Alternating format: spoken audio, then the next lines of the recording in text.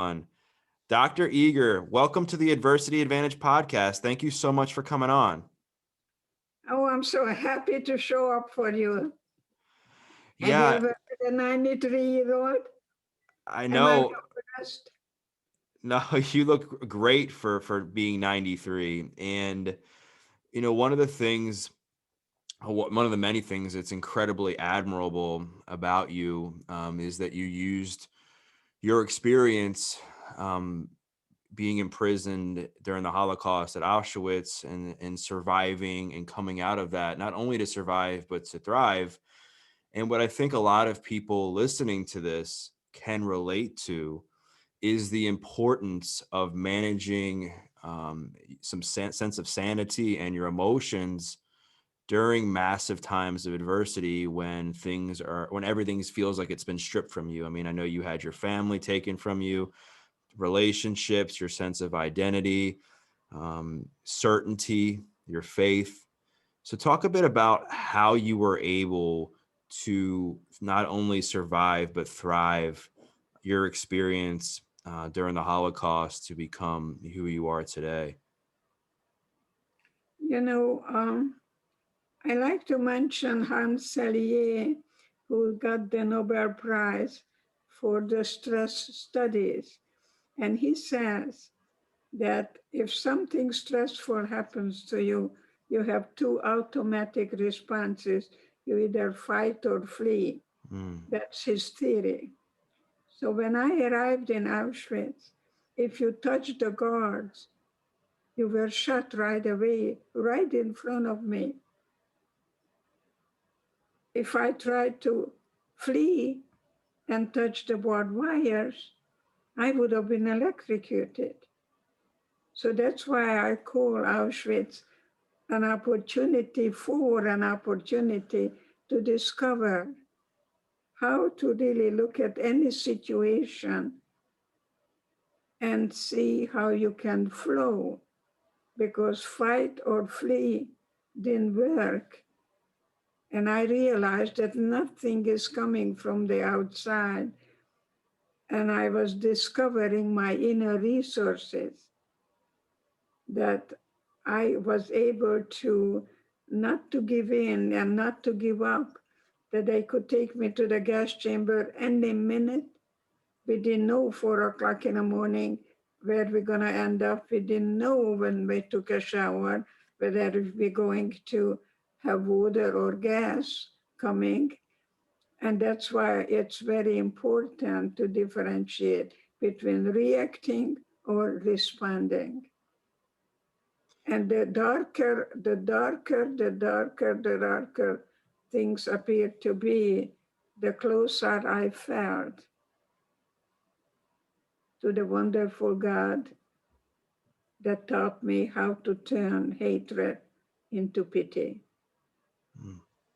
That's amazing, and it's very heartwarming, especially because when people hear things that happen, such as what you experienced, or children being killed, or women being raped, and things like that are just so unfortunate and terrible, they tend to run away from God and think that that he's not real. And if God is real, why is this stuff happening? And God must hate us. How has your faith in God evolved through the years and even during those times? And what advice do you have for someone who's in those moments that are feeling spiritually lost and they just don't know what to believe in? Well, we use a lot of defense mechanism, uh, it didn't happen. And Ahmadinejad said the Holocaust didn't happen. And I think it's very important not to deny someone else's truth.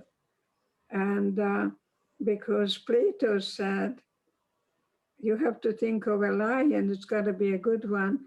And then you repeat it until you believe it. So our biggest enemy is really not really knowing how to question authority. Now, if a woman came to me and told me I was raped, but how can I tell you because you were in Auschwitz? And my reply is, You were more in prison than I was because I knew the enemy. Mm. So the question is, so the question is, whatever happened to you, we cannot change the past, but you can change your attitude. You can realize that somehow we don't compare who suffered more. But I think that Auschwitz brought me closer to my God because, because also self-love, that you learn how to really love yourself and not to allow anybody to define who you are. You're beautiful because God only made one of you. So there is really a new beginning of a discovery that is, I see now with people who are locked in, and they stop blaming so much because while you blame, you're still a child. So the question is not why me, but what now? Mm. I love that so much. And you and I were chatting before we recorded about so many people now. There's a lot of people that will never experience being imprisoned physically, but many will experience being imprisoned mentally and emotionally. And getting out of those prisons becomes so challenging. And I think one of the hardest things is because people hold on to who they were in the past, and they hold on to what people have said, and they develop this identity around that. So how were you able to redefine who you were as a person despite your past and despite all the stuff that was said to you and done to you, to be able to become new? And maybe somebody listening to this can take away something that you say so that they can apply it to their life to change who they are.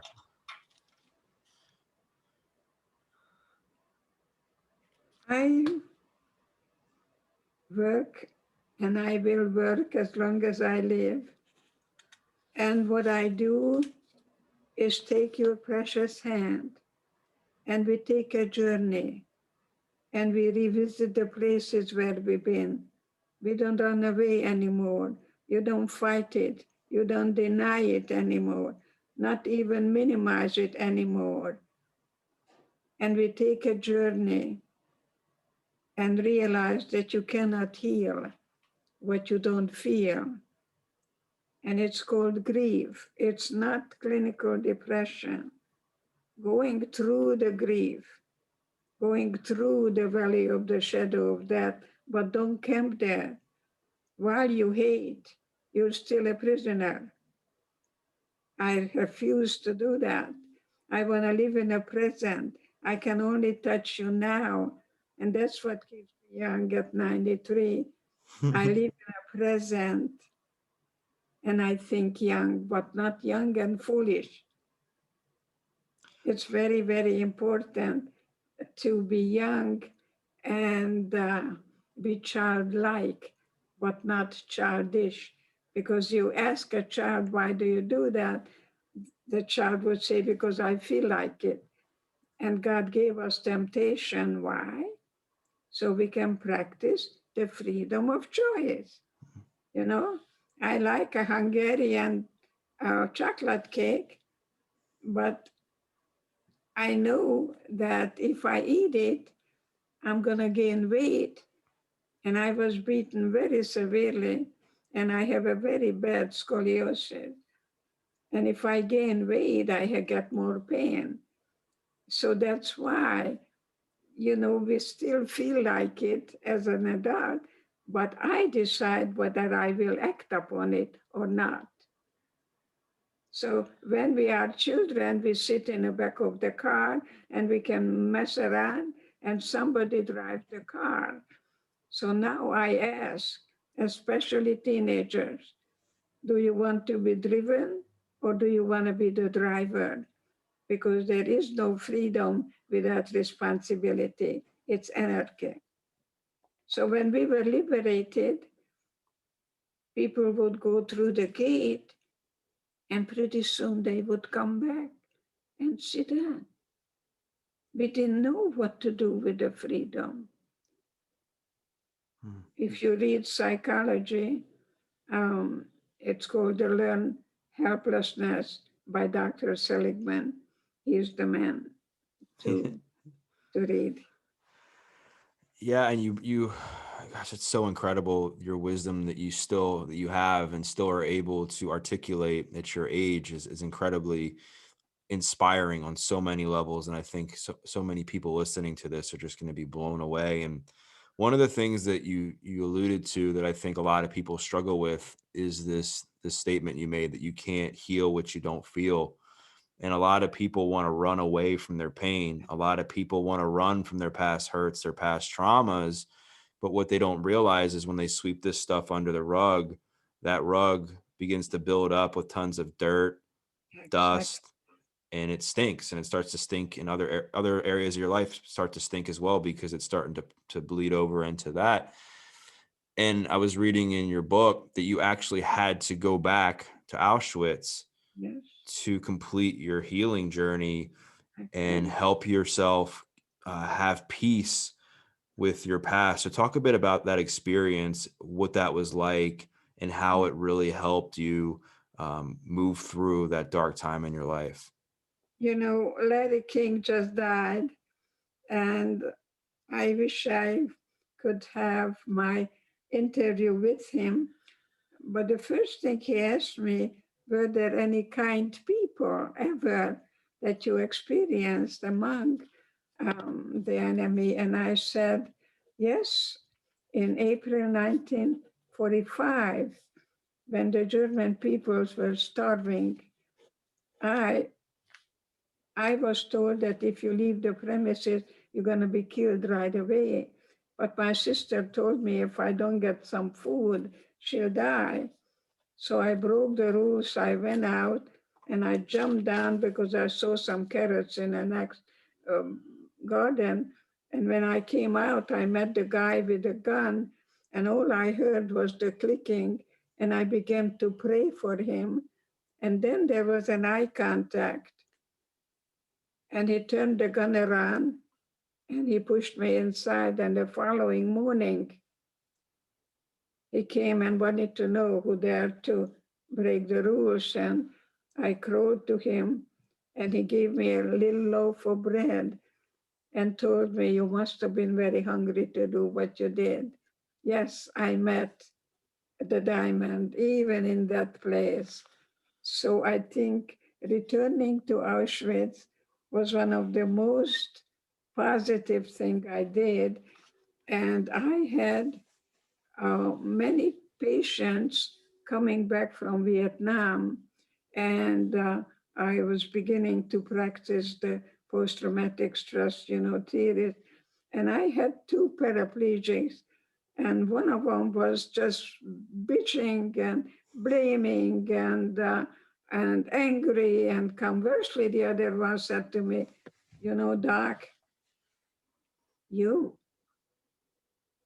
won't be surprised when I tell you that I feel so blessed that I sit in a chair, in a wheelchair, and I can see my children's eyes much closer, and the flowers, I can reach for them.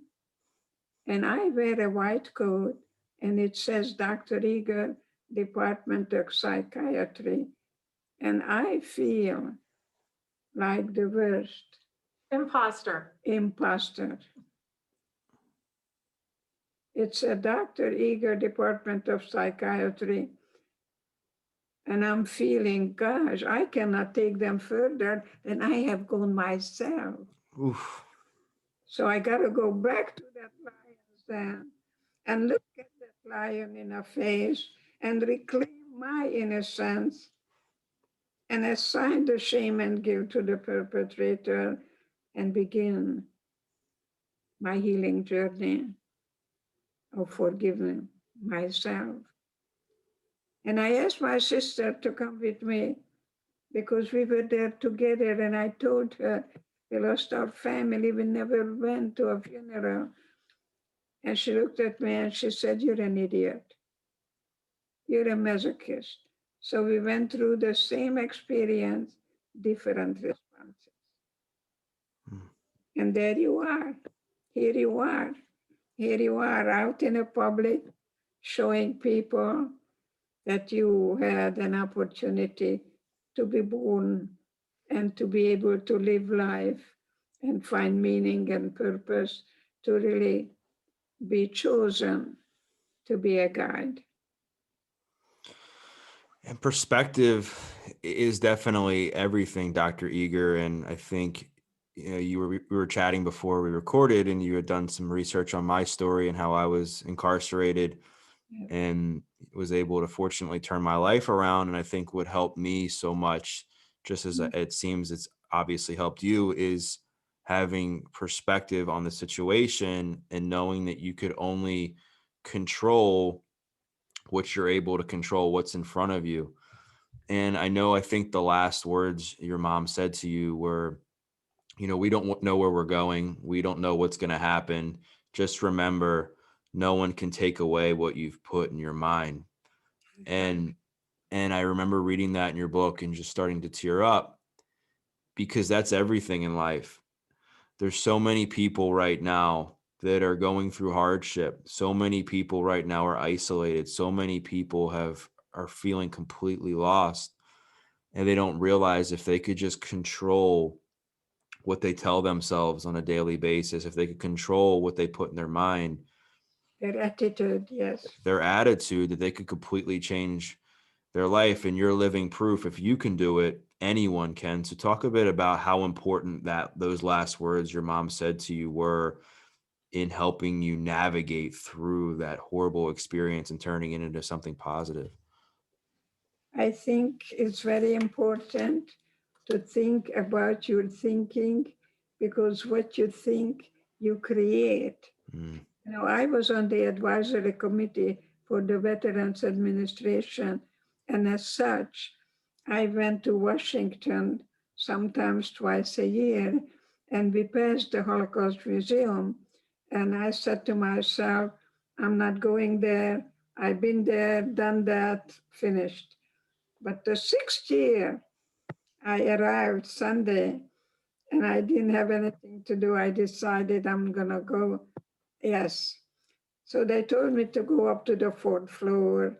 And I was looking for the GIs because I was liberated in Austria, in Gunskirchen. And I looked for the American flag. And I was looking at pictures and Germany and France and so on. And then there was a big picture on the right side. It said, new arrivals in Auschwitz, Hungary, 1944. And I thought I saw myself. But then I didn't see my sister, and I never went back. So I don't know, and don't look for me. But the following day, I was at the committee, and there was a big carving, Dr. Edith Eva Eger. And I was wondering, how did that girl became this woman? And that is really what you have really been through when you were able to focus on your thinking and paying attention what you're focusing on, that has to be in alignment to get you closer to your goal.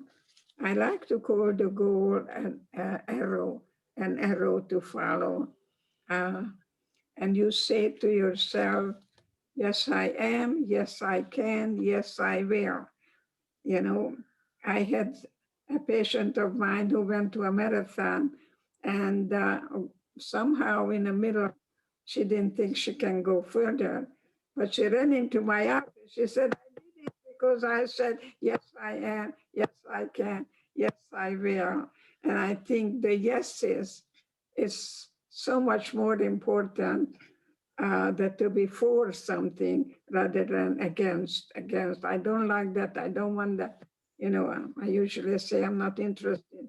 I want to do. And the yes says, yes, I am. Yes, I am one of a kind. Many people can do what I can do, but not the way I can do that. I'm one of a kind. You are one of a kind. We do the same thing, but not the same way. Right. And I think what you said is so spot on in that, we are our own unique selves. And I think during these times of isolation, it gives Mhm. people an opportunity to What redefine an opportunity. to redefine who they are. Maybe it gives them a chance to work on their health that they haven't worked on, or to That- develop deeper relationships with people close to them, or That's right. maybe, yeah, exercise, take up a new hobby. And I Yes. think what Go belly happened, dancing. yeah, you love dancing, right? Yes, go belly dancing. Do something ridiculous. Yes. Yes. Because my name is Stretch, not Shrink. You know, and I like to stretch your comfort zone so you come out stronger for it. The more you suffer, the stronger you become.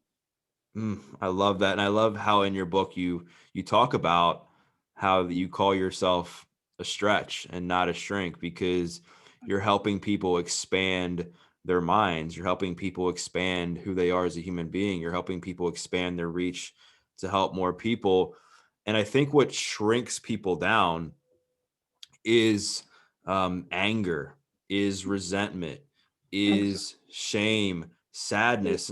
And I've heard you say that holding stuff in will make you sicker than the feelings themselves. What So, comes out doesn't make you ill.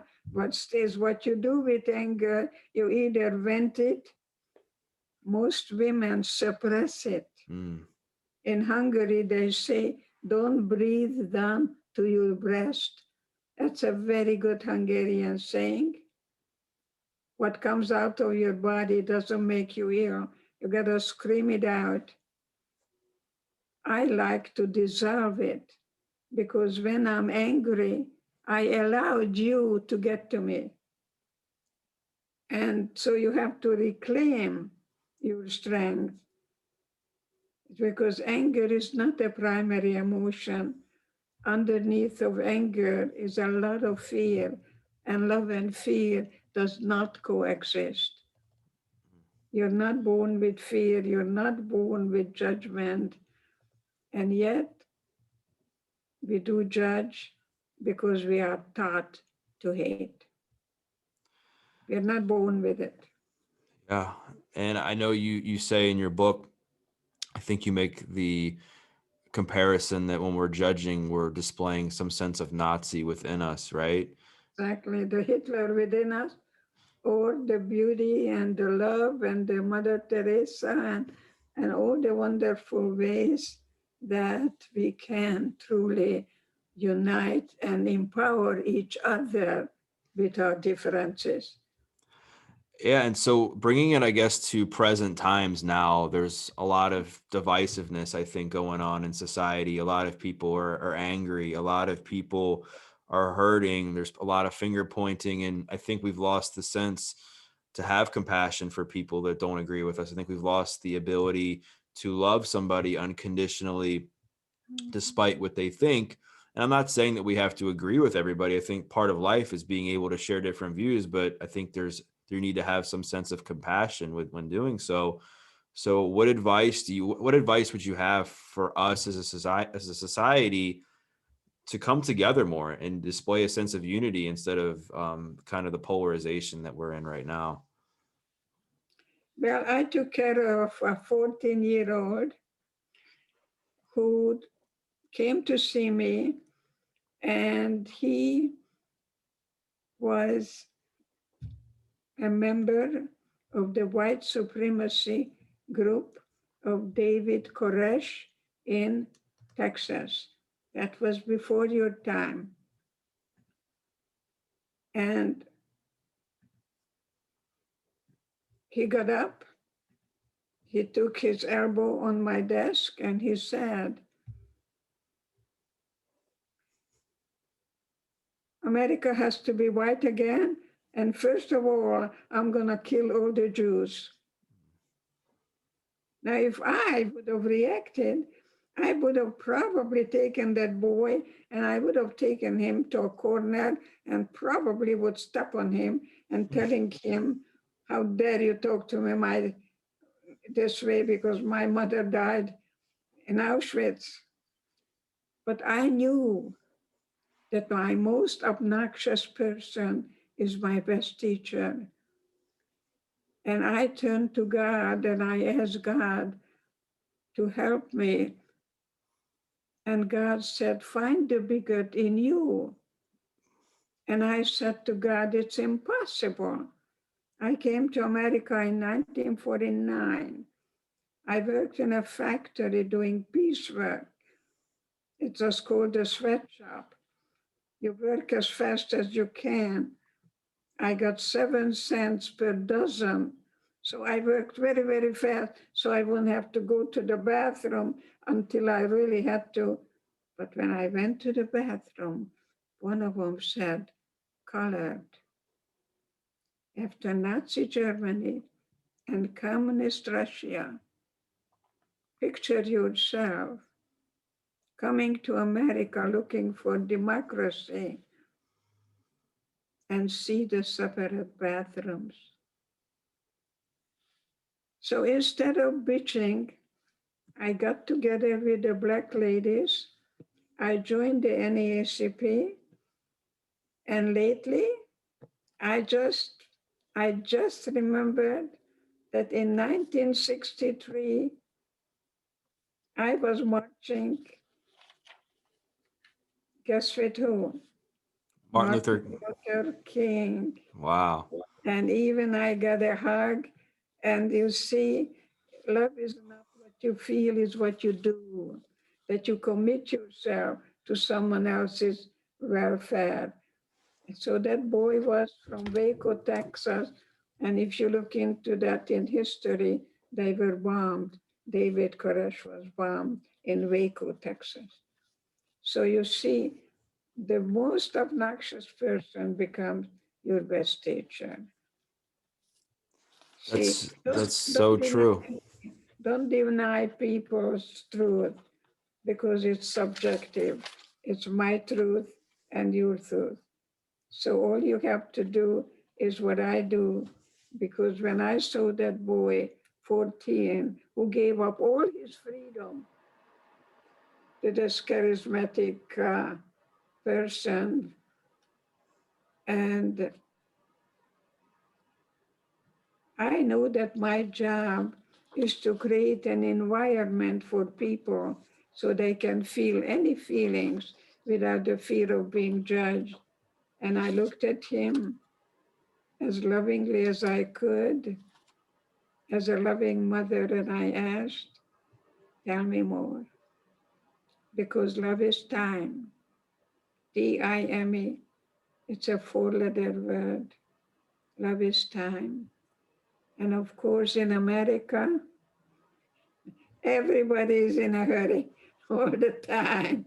How do you structure your time and have a balance between working, loving, and playing? I see life as one day, and I am at the evening time of my life. And I really want to think about that I'm going to die very happy, not asking what the world has given me, but in what way I was able to guide others from victimization to empowerment, from darkness to light, and the biggest prison, which is in your own mind, and the key is in your pocket. Mm. Wow. Full of wisdom, Dr. Eger. And I'm just so impressed by your level of wisdom and communication, even as you said, you are in the evening, like, as you said, of your life. And one of the things I wanted to ask you while we were on this subject is, being that you are the age you are and where you're at in the time of your life, I think there's a lot of people that could gain some perspective and insight and lessons from you. Is there anything, as you look back on your life, that you regret? Like, is there things you wish you would have taken the time to do more of? Is there things you would have taken the time to do less of as you look back? I I think there are things perhaps I could have done things differently. Mm, And I remember that I had tremendous survivor's guilt. mm, And even when I graduated with honors, I didn't show up for my graduation because I didn't forgive myself that I survived. So I think that people may have difficulties, as I did, holding on to, to really not forgiving themselves and saying, if I knew then what I know now, I could have done things differently. I know that my parents had tickets to come to America and they didn't use it. So, yes, but we cannot change the past. That's why I do what I do, because I think young and I know that I can only touch you now. You see, I wish I could give you a hug right now.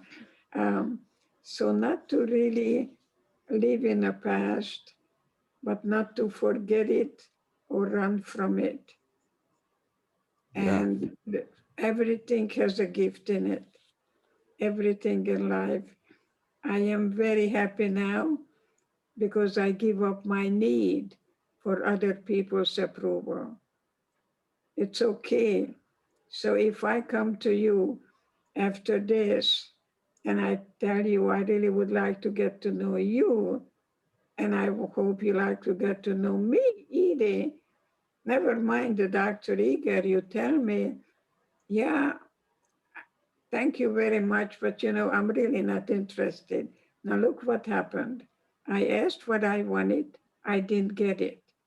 So get rid of the word rejection, because rejection is an English word that people make up to express a feeling when you don't get what you want. Give up the drama. You have as much power over me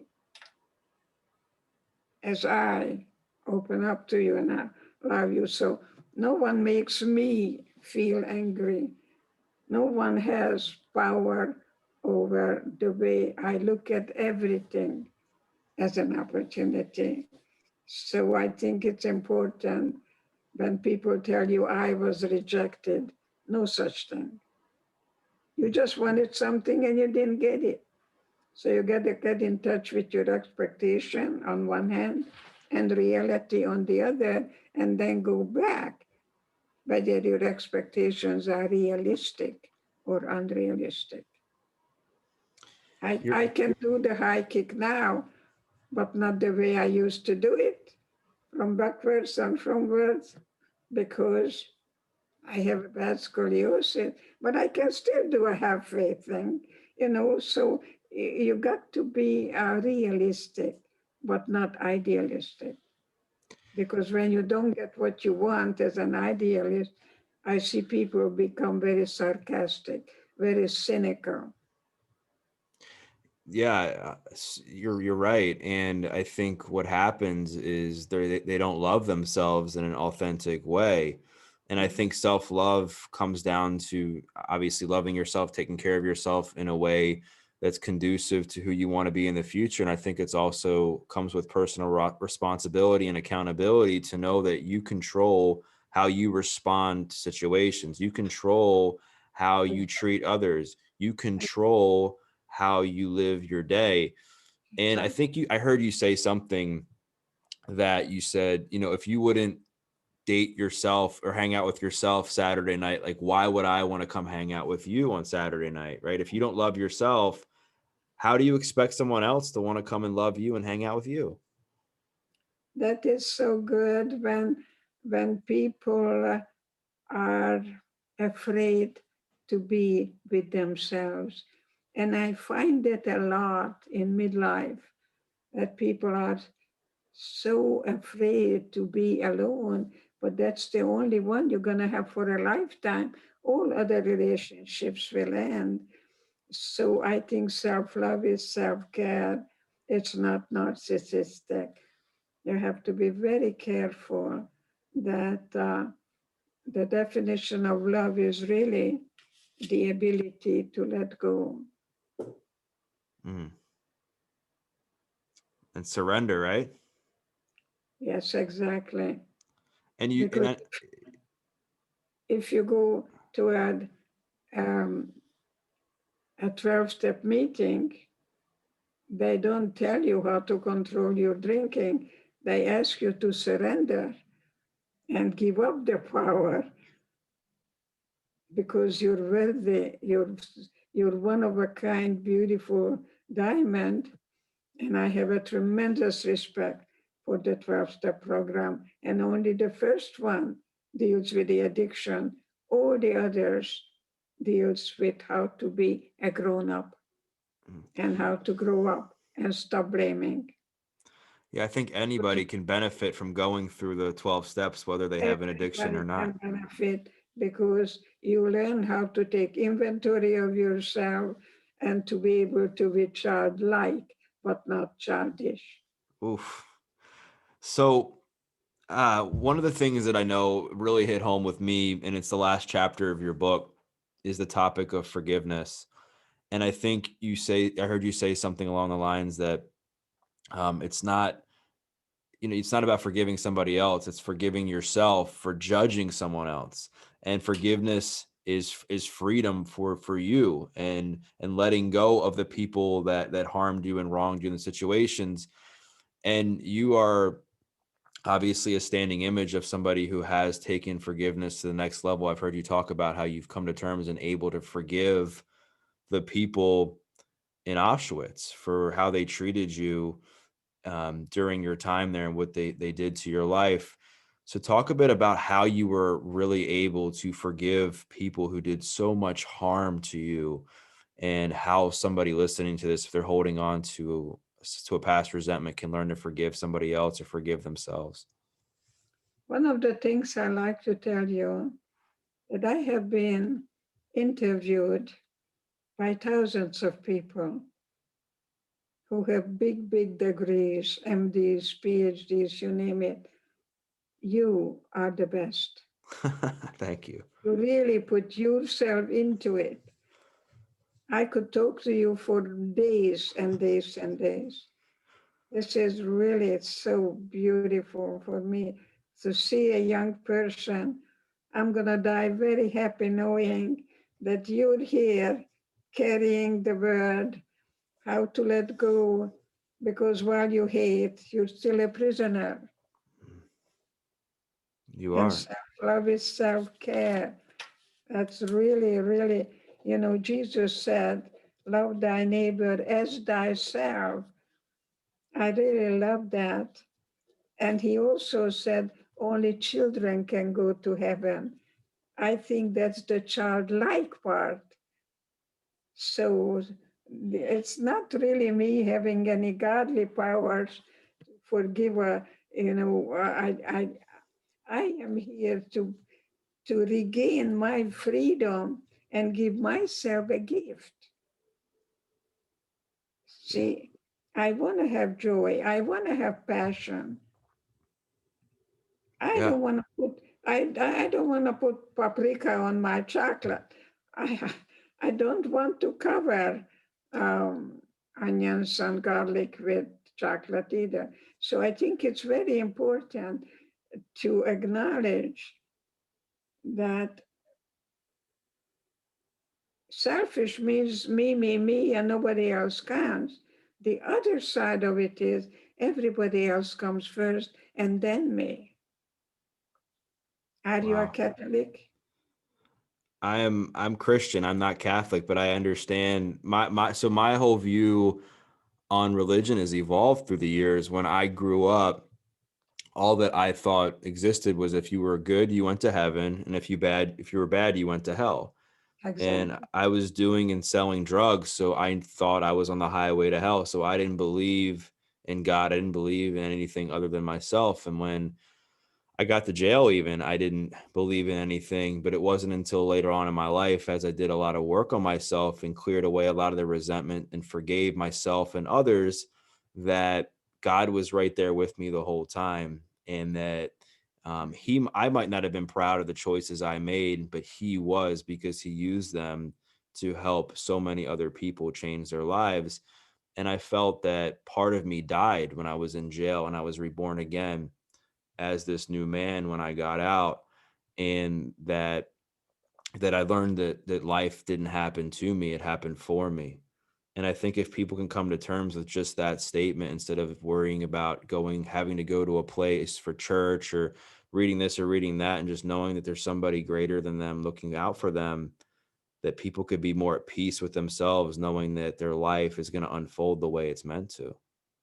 There is a difference between belief and faith. Mm, And many people tell you, I believe, I believe, I believe.